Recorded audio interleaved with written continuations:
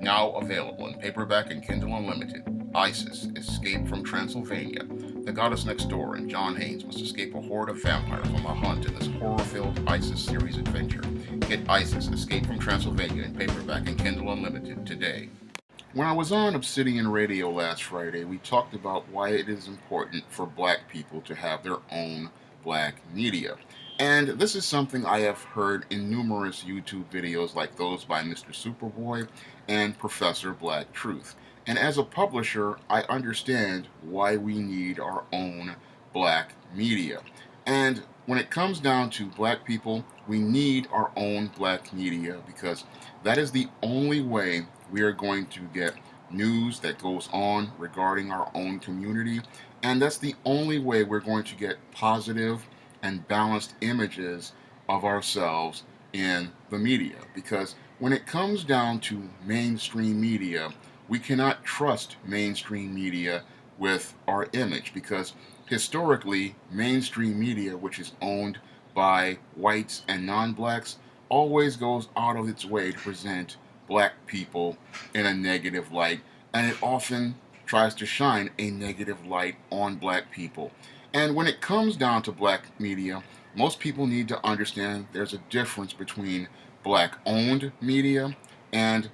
mainstream black media. And the reason why you need to understand the difference between black owned black media and mainstream black media is because both of them present two completely different narratives regarding black people and the black experience and the black image. Now, black mainstream media, which is now today Ebony, Essence, channels like BET and Bounce TV,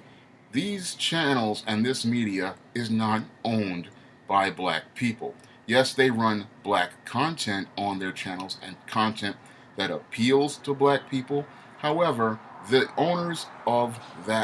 of those media are not black people. And because those who control the money control the media, they control a narrative regarding black people and the black image that is detrimental to us. Now, when it comes down to this mainstream black media, oftentimes they are not presenting you objective black media. Oftentimes, they often present you with propaganda and make it look like it's black media. Now, there's a difference between media and propaganda. Media is something that is objectively designed and designed to present information in a way that allows you to make your own observations and conclusions regarding it. An objective newscast which features African Americans, that's something that's going to give a balanced picture of black people. Now, propaganda, on the other hand, is designed to push and promote a narrative regarding a group of people. And when it comes down to black media that's owned by mainstream companies like Warner Brothers and the Big Six media, oftentimes when it comes down to their media, what we get is propaganda. And we've seen a lot of this propaganda being promoted on these black, so-called black websites like Nat Noir, Madame Noir, and many others like The Root. And on these websites, we often, instead of us getting objective articles which talk about issues in the black community, we get propaganda pieces which have no facts, no basis of research, and cannot be substantiated, like the article talking about straight black men are the new white people, or a recent video Obsidian showed me talking about toxic masculinity, where we had a group of women talking about the whole concept of toxic masculinity, but never doing any sort of research on their subjects that they're either discussing or writing about in these articles. No, when it comes down to this mainstream black media, oftentimes this propaganda is posted online and it's meant to try to get eyeballs looking at it. And it's not really meant to get black eyeballs looking at it, it's meant to get white and non-black eyes looking at it and to get them to have a perception of black people regarding how they live, how they act, and how they are. And that's what's really dangerous about these mainstream black media, is that this mainstream black media does not present a balanced and humanized picture of African Americans, African American culture, or the African American experience. No, when it comes down to mainstream black media is primarily propaganda that promotes white supremacy and promotes racist stereotypes regarding black people. And this is why our so called mainstream black media has become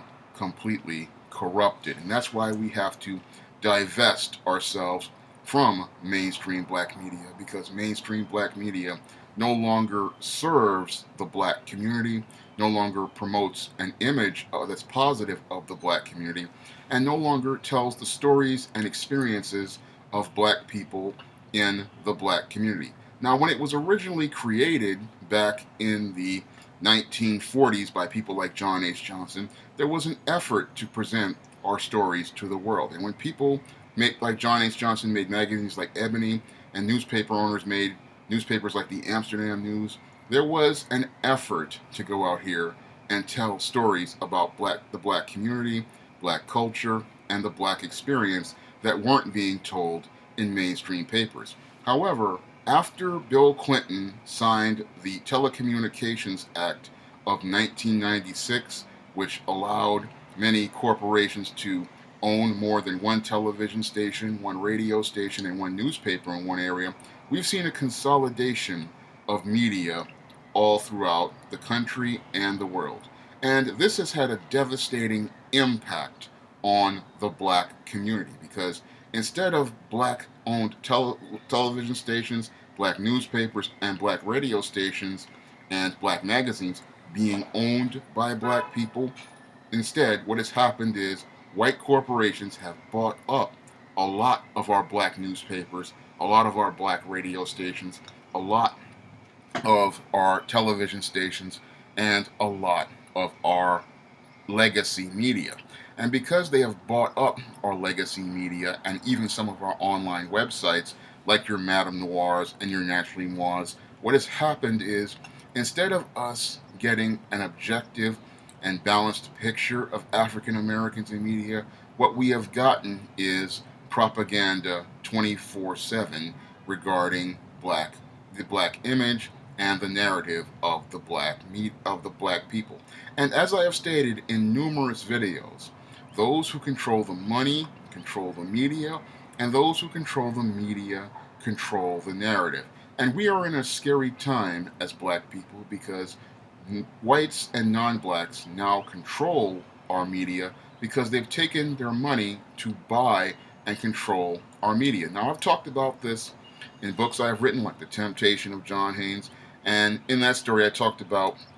John Haynes helping out a guy, Scott Grayson, who owned a radio station, and he wanted to keep the radio station in black hands because he understood how important it was for us to control our media. And I look at the picture today. I wrote that book back in 2005, and I look at 2018, and we have no real control over our radio stations, our television stations, our newspapers, and our magazines, and that is reflected in what is presented in the media, like these hit pieces I have been seeing being written on these websites like The Root, like Naturally Moi, and Madame Noir. On these websites, I have seen pure propaganda, like that article talking about how straight black men are the new white people. And when I looked at that article, I did not see any sort of objectivity as presented towards presenting an argument in the article, nor did I see any sort of research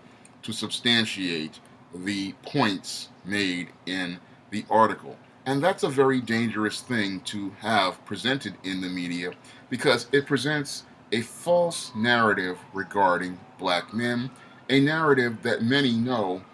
on the streets will get them killed. Because when it comes down to straight black men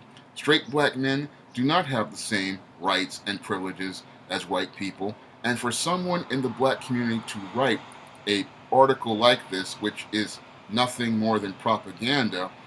it's really dangerous to black people and dangerous to the black community and the black image. And when I look at magazines like Ebony and Essence, and I see them promoting black feminism, I have to really shake my head because, again, this is not objective journalism, and this is not what we really want for black media, because this type of media, again, paints a very false picture of black people, and in some cases is designed to divide black men against black women, like the video Obsidian showed me of these black women talking about toxic masculinity. Now, this video he showed me on Friday, it was talking about toxic masculinity, but it was clear to me that the women who were talking about this toxic masculinity had done no research on the subject, and they had no understanding of what the subject was completely about. They spent most of their time in that 8 or 9 minute video bashing black men and promoting false ideas about black men that were the same as white supremacists promote about black men. And when it comes down to this type of narrative, it is extremely dangerous, again, because it presents a false picture of what black men are like, and it presents a false picture of what the black community is like to the world. Now, when it comes down to black, this is one of the core reasons why we need black owned media controlled by black men. And I know this to be true because, as the publisher of SJS Direct, I know why it is so important for black people to own their own media, control their own media, and control their own image, because that is the only way we are going to get balanced and humanized pictures of African Americans, and that is the only way we are going to get the stories of black people told in our own community, and the only way we're going to get a fair and balanced picture of black people in the media. And that was one of the reasons why I started the SJS Direct imprint in 2009, and why I started writing positive black fiction way back when I was a teenager, because I saw way back then, as the gangster rap era was starting, that I was starting to see a change in the image of black people. And I saw how there were efforts to try to promote that negative image and those racist stereotypes by people in Hollywood. And that's when I started really working towards putting things together. And as I've gotten older, I've seen the images of black people get worse as the consolidation of media has transpired. And as that consolidation of media has transpired, we have seen less stories about different types of black people, different parts of the black community, and different parts of the black experience. The only place where we're going to see a really balanced picture of black people is if we control our own media, and the only place where we're going to see our issues presented in an objective way is on black-owned black media. And I know this to be true because, as the publisher of SJS Direct, oftentimes people tell me that I'm oftentimes one of the only publishers out here who is out here publishing African American fantasy on the regular, or doing things like publishing stories about things like African American sororities, or going out here and talking about black owned businesses and group economics, writing about black men's issues, or writing about subjects most people have never heard about, like the black goth subculture. The only way we get to see those stories is because there's black owned black media, because black owned black media is serious about presenting our stories, our experiences, and our issues on a platform. And that's why it's important for people to go out here and support those who produce black owned media, because without black owned media, the black community would be in the dark. And I remember, growing up in the 80s and 90s, and the only thing we had was black mainstream media. But as I've gotten older and I look at a lot of the so-called black mainstream media, I notice a lot of it was very feminist and very gynocentric. When I see television shows like the Oprah Winfrey Show, and movies and books like The Color Purple and Precious, again, I notice a very feminist slant and a very gynocentric slant to that media, and that's not really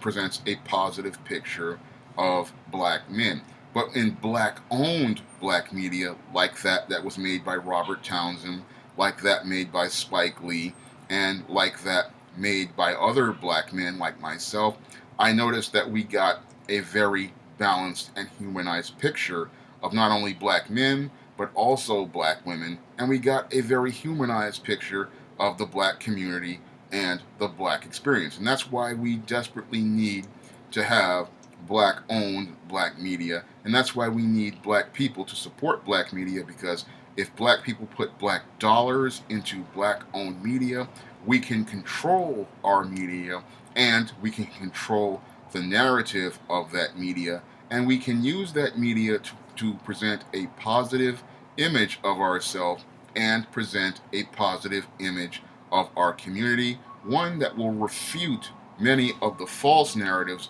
made by white conservatives and white liberals, and that made by non-black people. Many of these people in these groups who have no real understanding of the black community and want to promote their racist stereotypes as social norms for black people. But we have to tell our stories so that the world can know who we are, what we're about, and why we live the way we live. If we're telling our stories, other people cannot tell lies about our community, and other people cannot tell false narratives about us. And that's why we need black owned black media, because black media owned and controlled by black people, is the only way we can tell our stories, talk about our culture, talk about our issues, and talk about what goes on in our community, because we are seeing things going on, we are experiencing things going on, and we can best tell the story ourselves, and that story will not be told by black mainstream media, because black mainstream media is bought and paid for by corporate America and the white liberals who control Hollywood and the conservatives who control other parts of the country. They don't want to tell our story. What they want to do is see their stereotypes validated, and those stereotypes present a negative picture of us. So that's why we need black owned black media, because black owned black media, owned and controlled by black people, will give the world the fair and balanced story and tell the truth about what goes on in the black community, and help give black people a picture of themselves that is clear and balanced, and a picture that will inspire them to be the best black Americans they can be. If you'd like to try some of my SJS Direct publications, whether they be fiction, like the ISIS series, or The Temptation of John Haynes, or the Spinsterella trilogy, or nonfiction, like my books like the Simp series, or Why 70% of Black Women Are Single, you can click the link to Amazon.com. That's all I have to say for this video. You can comment, rate, and subscribe.